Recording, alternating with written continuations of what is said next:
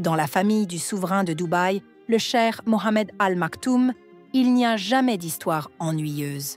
Ici, tout est marqué par le drame, des disparitions mystérieuses aux fuites scandaleuses des épouses et des filles. Mais aujourd'hui, nous allons vous raconter une histoire qui a profondément touché son fils et le frère du célèbre prince héritier Hamdan, le cheikh Mansour Al Maktoum.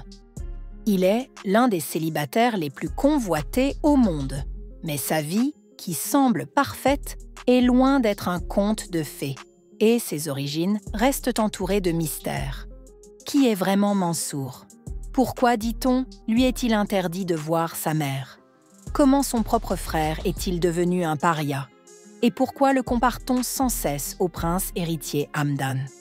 Regardez cette vidéo jusqu'à la fin pour découvrir tous les secrets du prince le plus désiré de cette famille royale. Commençons!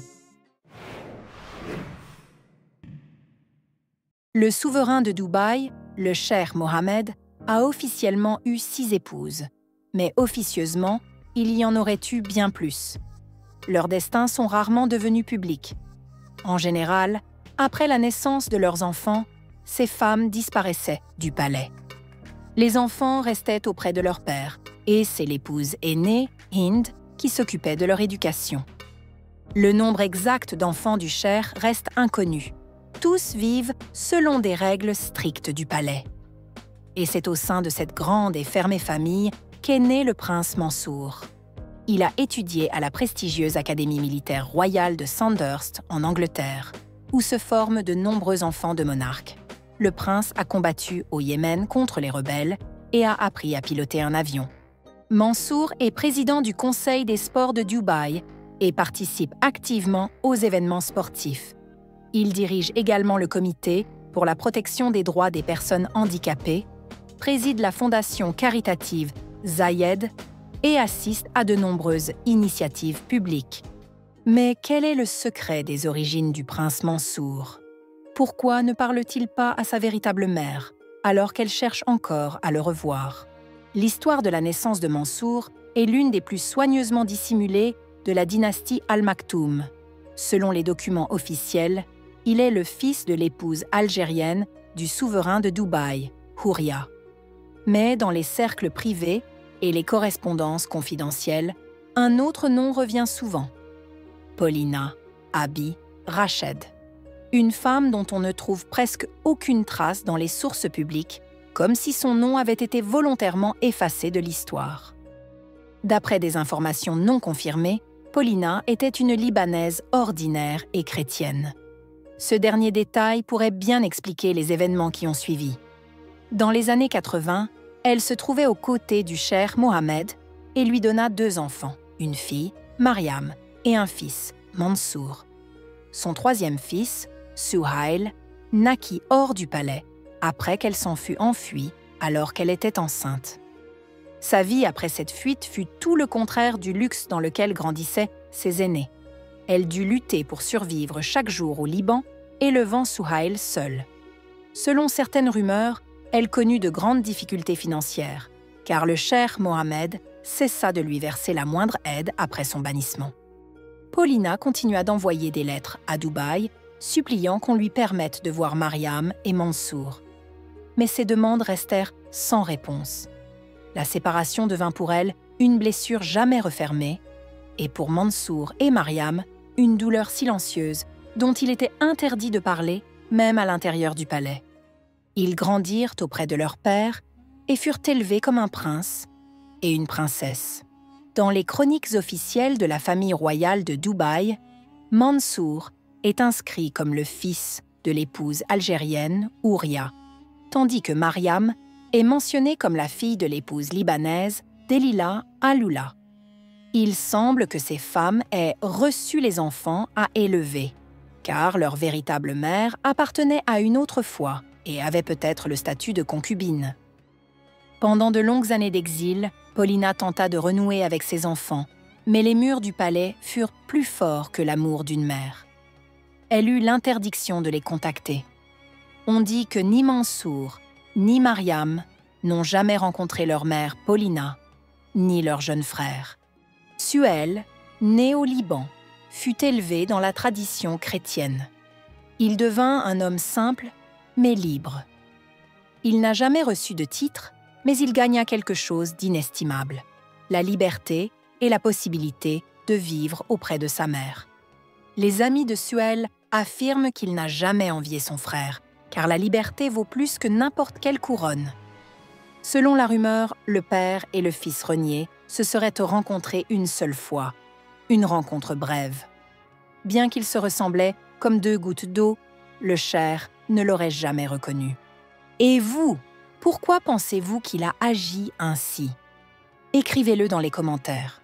La sœur aînée de Souhail, Mariam, tout comme Mansour, fut élevée au palais et choyée par leur père. Elle reçut une excellente éducation et ne manqua jamais d'argent.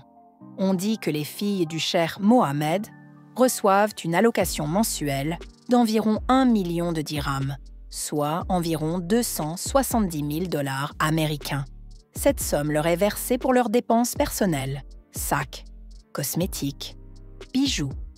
Cependant, depuis 2019, Mariam n'a plus besoin de cette allocation. Elle a été mariée à son cousin, un prince de la famille Al Maktoum. Son époux, le cheikh Souhail bin Ahmed, est milliardaire et l'un des hommes les plus influents du Moyen-Orient. Le prince Mansour a reçu le titre, le statut, la richesse et les palais. Il a grandi dans le luxe, entouré de privilèges. Mais, selon les sources publiques, il n'a jamais étreint sa véritable mère, car ses origines font partie d'un grand secret de la famille royale. Mansour est l'un des princes les plus désirés d'Orient. Mais à quel prix? Peut-être est-ce pour cela qu'il n'est toujours pas marié. Peut-être craint-il que l'histoire ne se répète, que ses propres enfants grandissent non pas dans l'amour, mais selon les règles du palais. Et vous, que pensez-vous de cette histoire bouleversante? Qu'est-ce qui est le plus important? Vivre dans le luxe ou simplement être auprès de sa mère? Dites-le nous dans les commentaires. Au-delà de sa richesse et de sa silhouette athlétique, le jeune prince arabe possède un cœur courageux. Il y a quelques années, lors du réveillon du Nouvel An, un incendie s'est déclaré dans un grand hôtel de Dubaï. Mansour a été aperçu parmi les pompiers et les soldats luttant contre les flammes. Cet acte de bravoure l'a rendu encore plus populaire, car il n'est pas seulement immensément riche, il est aussi un héros. À 36 ans, Mansour demeure l'un des célibataires les plus convoités de Dubaï. Il ne se précipite pas pour se marier. Contrairement à Hamdan, Mansour n'est pas l'héritier du trône. Son père ne devrait pas insister sur un mariage dynastique, et il pourrait être autorisé à épouser une femme sans sang royal. Cependant, selon les rumeurs, le souverain de Dubaï s'était opposé au mariage d'un autre de ses fils avec une femme ordinaire. Finalement, Majid a défié la volonté de son père, a épousé la femme qu'il aimait, et aujourd'hui, ils ont 4 enfants. On dit que, mécontent, le père l'a privé de ses hautes fonctions. Mais pourquoi Mansour est-il si souvent comparé à son célèbre frère, le prince héritier Hamdan? Aujourd'hui, le nom de Mansour revient régulièrement dans les médias. Il assiste aux réceptions officielles, inaugure des tournois internationaux et inspecte les infrastructures frontalières. Son nom est prononcé avec respect dans les rapports officiels. Mais si vous parcourez les réseaux sociaux, les forums féminins ou les groupes de fans, vous verrez peu de messages enthousiastes à propos de Mansour. Là-bas, c'est Hamdan qui règne, le romantique, le poète, la légende. Ses photos dans le désert, ses poèmes touchants, ses moments avec les animaux et les enfants récoltent des millions de likes. Il est devenu un véritable symbole de l'Orient, séduisant, ouvert et un peu rêveur. Le prince d'Instagram, dont des millions de femmes dans le monde sont tombées amoureuses. Et Mansour, bien qu'il ait beaucoup moins d'abonnés, il ne manque pas de commentaires admiratifs de la part de ses admiratrices. Et vous, lequel préférez-vous? Mansour ou Hamdan? Dites-le nous dans les commentaires. N'oubliez pas de vous abonner à la chaîne et de laisser un like. À très bientôt.